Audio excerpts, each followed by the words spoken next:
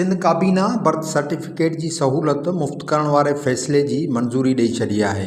जॾहिं त काबीना पारां मंशियात जी रोकथाम लाइ मुख़्तलिफ़ बिल पिणु मंज़ूर कया विया आहिनि। ॿुधायो पियो वञे त काबीना पारां मंशियात सां सलाड़ियल फ़सलनि जी पोख करण ते 7 साल क़ैद ऐं 5 लाख रुपया ॾंड, जॾहिं त मंशियात ठाहिण तोड़े जाइ जे इस्तेमाल ते 14 साल क़ैद ऐं 20 लाख रुपया ॾंड जी मंज़ूरी बि ॾिनी वई आहे। अहिड़ी रीति मंशियात रखंदड़ खे 1 खां 7 साल ताईं क़ैद ऐं 10 लाख रुपया ॾंड अदा करण जी मंज़ूरी ॾिनी वई।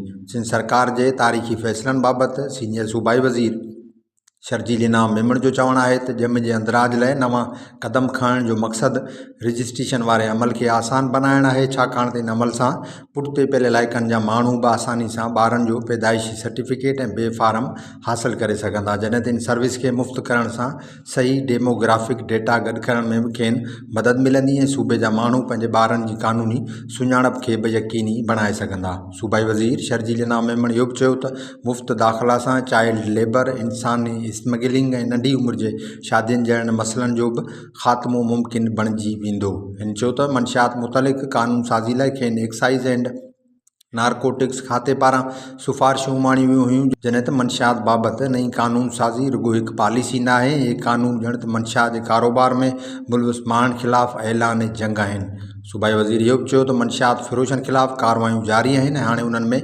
वधीक तेज़ी आंदी वेंदी, छाकाणि त सिंध सरकार मंशियात जे ग़ैर क़ानूनी वापार तोड़े नौजवान नसुल जो मुस्तक़बिल तबाह करण जी कंहिंखे बि इजाज़त न ॾींदी। वधीक ख़बरनि ऐं अपडेट्स लाइ ॾिसंदा रहो धरती डिजिटल न्यूज़।